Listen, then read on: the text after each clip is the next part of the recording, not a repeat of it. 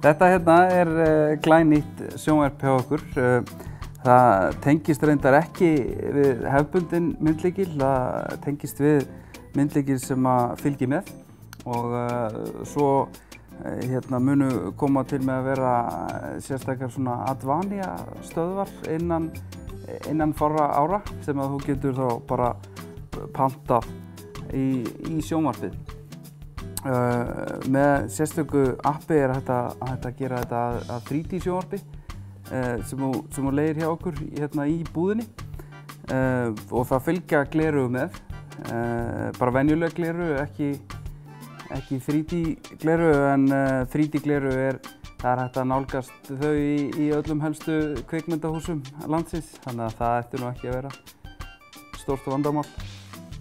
Þetta Windows 25 riða. Hér getur maður sent alltaf 20 pósta á dag.